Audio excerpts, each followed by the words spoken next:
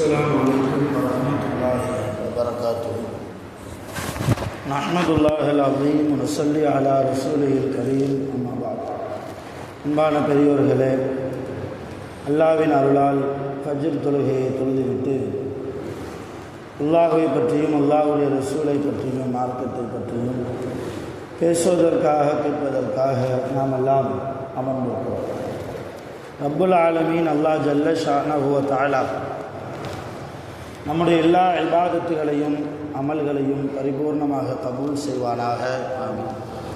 கைர் பரக்கத்துகள் நிறைந்த நாளாக கெட்ட முடிவுகளை விட்டும் முசீபத்துகளை விட்டும் உலகத்தின் ஆபத்துகள் அல்லாஹ்வின் படைப்புகளின் தீங்குகளை விட்டும் பாதுகாப்பு பெற்ற நாளாக அல்லாஹ் இந்த நாளை நமக்கு அமைத்து தருவானாக.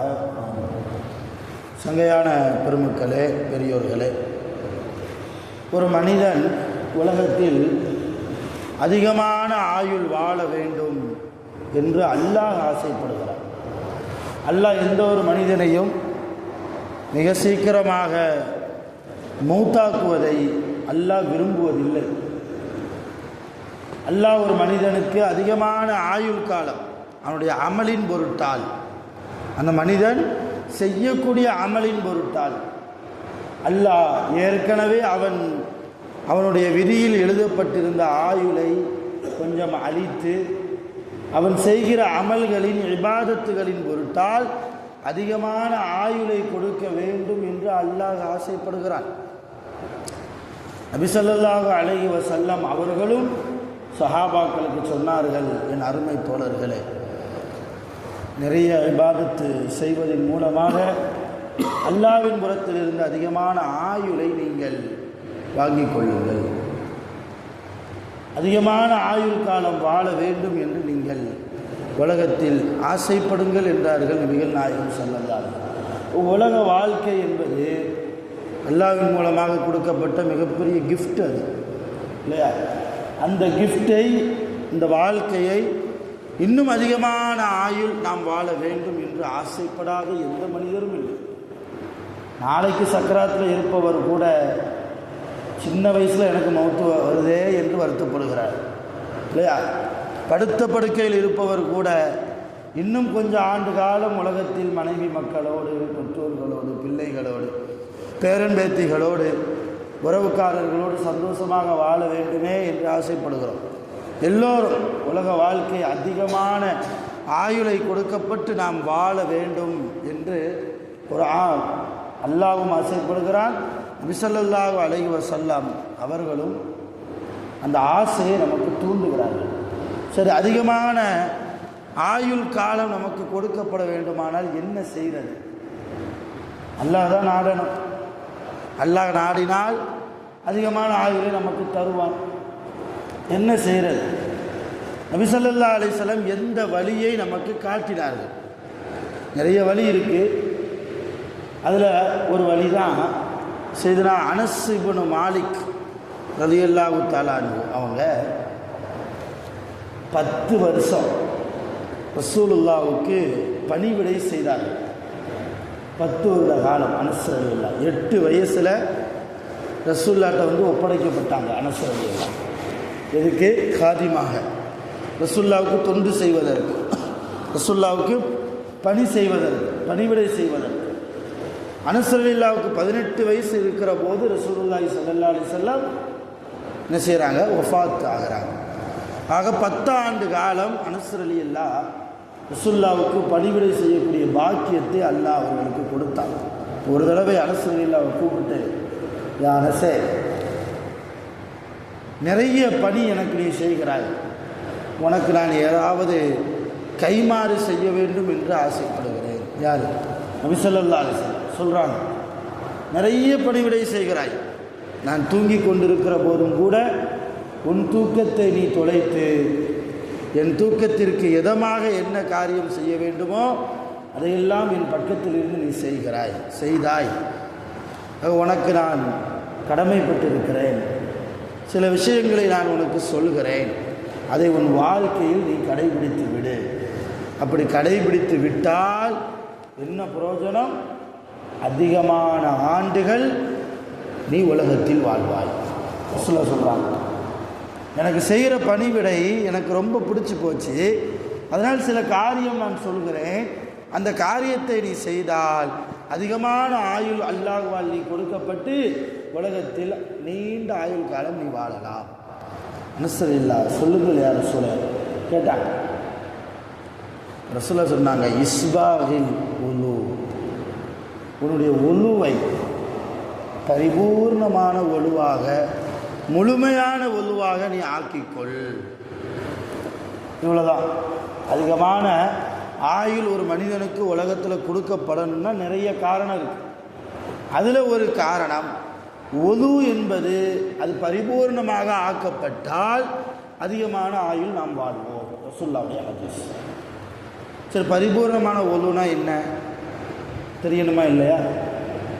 ஒலுவில் ரொம்ப முக்கியமான விஷயம், நம்ம தொழுகைக்கு ஒவ்வொரு வக்திலையும் என்ன செய்கிறோம்? ஒலு செய்கிறோம். குர்ஆன் ஓதுறதுக்கு என்ன செய்கிறோம்? குர்ஆனை தொடுறதுக்கு முன்னால் ஒலு செஞ்சுட்டு தொழுகிறோம். அப்போ அடிக்கடி நம்முடைய வாழ்க்கையில் ஒன்றி போன இந்த ஒலு என்கிற அமல், இது குறித்து நம்ம கொஞ்சம் யோசிக்கணும். எந்த அளவு ஒலுவை பற்றி மார்க்கம் சொல்லுகிறது? நமக்கெல்லாம் தெரியும், நபி ஸல்லல்லாஹு அலைஹி வஸல்லம் அவங்கள்ட்ட ஒரு கேள்வி கேட்கப்பட்டுச்சு, யா ரசூலல்லாஹ், நாளை கியாமத்தில் எல்லா மனிதர்களும் மாஷர் மைதானத்தில் நிற்கிற போது இவர்களெல்லாம் என்னுடைய உம்மத்து மக்கள் என்று எப்படி நீங்கள் உங்கள் உம்மத்தை கண்டுபிடிப்பீர்கள்? அப்புறம் ரசூல் என்ன சொன்னாங்க? என் உம்மத்து மக்கள் ஒது செய்வார்கள். உலகத்தில் வாழ்கிற போது என்ன செய்வாங்க? அவங்க ஒது செய்வாங்க. அவங்க ஒது செய்கிற அந்த பகுதி பிரகாசமான வெளிச்சம் தரும். இப்போ கியாமத்தில் முகம் கழுவிருப்பாங்க, கை கழுவிருப்பாங்க, தலைக்கு மசாஜ் செஞ்சுருப்பாங்க, கால் கழுவிருப்பாங்க இல்லையா? இந்த பகுதியெல்லாம் என்ன செய்யுமா? கியாமத்தில் பிரகாசமாக இருக்கும். அந்த பிரகாசத்தை வைத்துத்தான் இந்தந்த மனிதரெல்லாம் என் உம்மத் என்று நான் கண்டுபிடிப்பேன் என நபி ஸல்லல்லாஹு அலைஹி வஸல்லம் அவர்கள் கூறினாங்க. அப்படிப்பட்ட மிக முக்கியமான ஒலு, அதை பரிபூர்ணமாக ஆக்குனா நீண்ட ஆயுள் நமக்கு கிடைக்கும் என்கிறார்கள். பரிபூர்ணமான ஒலுனா என்ன? ஒலுவுக்கு மொத்தம் 4 விஷயம் அவசியம். ஒலுவுக்கு மொத்தம் 4 விஷயம். அந்த 4 உறுப்பில் ஏதாவது ஒரு உறுப்பை கழுவலைன்னா அது, அல்லது அந்த 4 உறுப்பில் கழுகிற போது ஏதாவது குறைபாடு இருந்தால் ஒலு கூடாது. நல்லா கவனிக்கணும். முதலாவது முகம். முகத்தில் முன்னெற்றி ரோமத்திலிருந்து தாடை குழி வரைக்கும் நீளம்.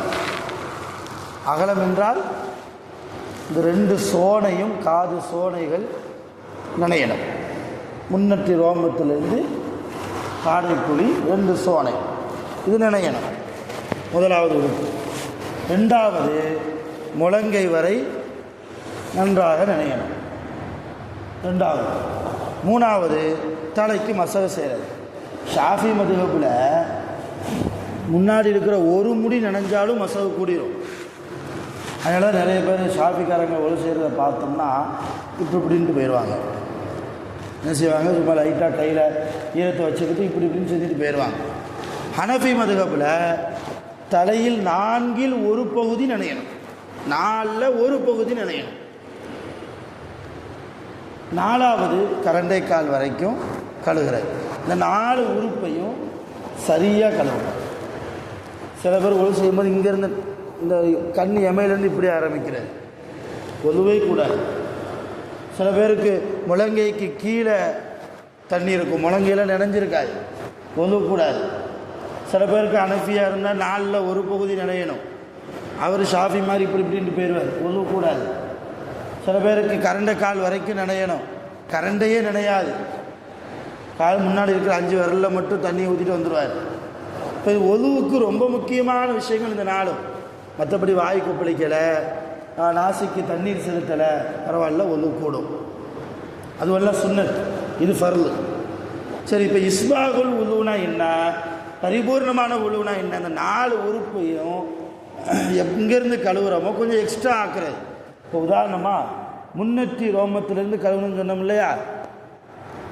பரிபூர்ணமான உலுனா தலையிலேருந்து இங்கேருந்து ஆரம்பிக்கிறது, முன்னெற்றிக்கு மேலேருந்து ஆரம்பிக்கிறது, ஆரம்பித்து நல்லா கீழே வரை கழுத்து வரைக்கும் கழுவுறது, 2 காதுகளும் நினைக்கிற அளவுக்கு கழுவுறது. இதுதான் பரிபூர்ணமான உலு. அது மாதிரி முழங்கைன்னு சொன்னோம் இல்லையா, கொஞ்சம் மேலே ஏற்றி கை வரையும். அதான் பெரியவங்களை பார்த்தா நிறைய பெரியவங்க என்ன செய்வாங்க, உதவு செய்கிற போது சட்டையை கழட்டிட்டு உதவு செய்வாங்க. நல்லா இந்த கையே தோள்பட்ட வரைக்கும் கழுவுவாங்க, தோள்பட்ட வரைக்கும் கழுவுவாங்க. காரணம் அதுதான் பரிபூர்ணமான உது. அதே போன்று தலைக்கு மசாஜ் செய்யும் போது பரிபூர்ணமான உது எப்படி இருக்கு இல்லையா, இப்படி கொண்டு போய் அப்படி ரிவர்ஸ், தலை முழுக்க அப்படி கொண்டு போய் அப்படி ரிவர்ஸ் எடுக்கிறாரு. இது பரிபூர்ணமான மசாஜ். கரண்ட கால்னா கரண்டைக்கு மேலே வரைக்கும் கழுகுறாரு. இந்த மாதிரி பரிபூர்ணமான ஒவ்வொரு உறுப்பையும் எக்ஸ்ட்ரா கழுகுனா அதிகமான ஆயுள் கொடுக்கப்படும்.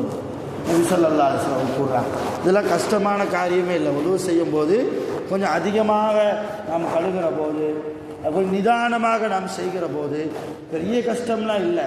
ஆனால் கஷ்டமில்லாத அமலுக்கு அல்லாஹ் தரக்கூடிய கூலி என்ன, உலகத்தில் அதிகமான ஆயுளை அல்லாஹ் தருகிறான்.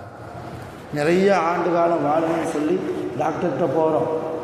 உடம்புல ஏதாவது சின்ன வியாதினா உடனே அதற்குண்டான அந்த வியாதி முத்தி போவதற்கு முன்னால் ட்ரீட்மெண்ட் எடுக்கிறோம்.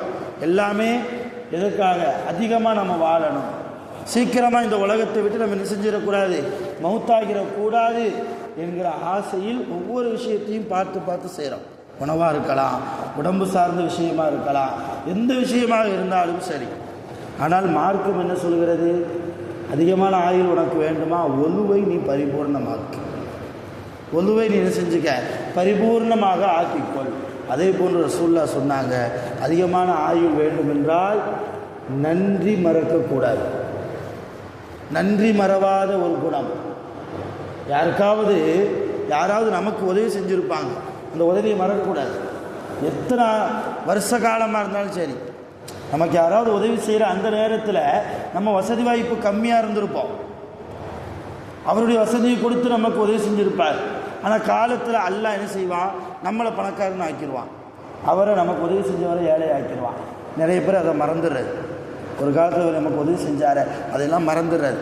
அப்படி மறக்க வேண்டாம் என்றார்கள் நபி ஸல்லல்லாஹு அலைஹி வஸல்லம். எக்காலத்திலும் உனக்கு உதவி செய்பவரை நீ மறக்க வேண்டாம், அவருக்கு நன்றி விசுவாசத்தோடு இரு, அவருக்காக பிரார்த்தனை செய்யக்கூடிய, துஆ செய்யக்கூடிய நல்ல சாலிஹான மனிதராக இரு. இந்த குணம் உன் ஆயுளை கூட்டும். 2 விஷயம். ஒன்று, ஒழுவை பரிபூர்ணமாக்கணும். 2வது, நன்றி மறக்காமல் இருக்கணும். உலகத்தில் ரொம்ப சிம்பிளான வாழ்க்கையை அல்லாஹ்வுடைய ரசூல் நமக்கு காட்டி தந்தாங்க. என்ன வாழ்க்கை, நீ யாருக்காவது உதவி செய்றியா, அதை மறந்துடு. நீ யாருக்காவது உதவி செய்றியா, அதை மறந்துடு. உனக்கு யாராவது உதவி செய்தார்களா, அதை மறக்காதே. அதை என்ன செய்யாத, இன்னைக்கு நேரம் ஆப்போசிட். நம்ம உதவி செய்கிறதுன்னு நினச்சிக்கிட்டே இருக்கிறது. அது 10 வருடம் இல்லை, 100 வருடம் கழித்தாலும் அன்னைக்கு நான் இவனுக்கு 50,000 ரூபா கொடுக்கலன்னா இவன் கதி அதோ கதி தான் அப்படின்னு பேசக்கூடிய மக்களாக நாம் இருக்கிறோம். கருமையான பெருமக்களை, நம்மால் யார் பிரயோஜனம் அடைந்தார்களோ, நாம் யாருக்கு உதவி செஞ்சோமோ அந்த நாம் செய்த உதவியை மறந்துடணும். நமக்கு யாராவது உதவி செய்தார்களா, அதை உயிர் உள்ள வரைக்கிலும் நாம் ஞாபகம் வைத்து நமக்கு உதவி செய்தவர்களுக்காக துஆ செய்வது, அவருடைய வாழ்க்கையின் மறுமைக்காக துஆ செய்வது, அவர்கள் விஷயத்தில் நன்றி விசுவாசத்தோடு இருப்பது, இந்த குணம் நம்முடைய ஆயுளை கூட்டும். சொன்னவர்கள் நபி ஸல்லல்லாஹு அலைஹி வஸல்லம். ஆக இது போன்ற நிறைய விஷயங்கள் இருக்கிறது. நம்முடைய ஆயுளை கூட்டுவதற்கு நம்முடைய மார்க்கம் என்ன வழியை சொல்லியிருக்கிறதோ அதன்படி நம்முடைய வாழ்க்கையை நாம் அமைத்து கொண்டு அதிகமான ஆயுள் கொடுக்கப்பட்ட சாலிஹான மனிதர்களாக வல்ல ரஹ்மான் நம் அனைவர்களையும் நிரப்பமாக ஆக்கி அருள் புரிவானாக. ஆகிரு தஅவானா அனில் ஹம்துலில்லாஹி ரப்பில் ஆலமீன். சுப்ஹானல்லாஹி வ பிஹம்திஹி சுப்ஹானக்கல்லாஹும்ம வ பிஹம்திக அஷ்ஹது அன் லா இலாஹா இல்லா அன்த அஸ்தக்ஃபிருக வ அத்தூபு இலைக். ஆமீன். சுப்ஹான ரப்பிக ரப்பில் இஸ்ஸத்தி அம்மா யசிஃபூன். ஸலாமுன் அலல் முர்ஸலீன் வல்ஹம்துலில்லாஹி ரப்பில் ஆலமீன். ஸல்லல்லாஹு அலா முஹம்மத் ஸல்லல்லாஹு அலைஹி வஸல்லம். ஸல்லல்லாஹு அலா முஹம்மத் ஸல்லல்லாஹு அலைஹி வஸல்லம். ஸல்லல்லாஹு அலா முஹம்மத் யா ரப்பி ஸல்லி அலைஹி வஸல்லிம். ஸலாம்.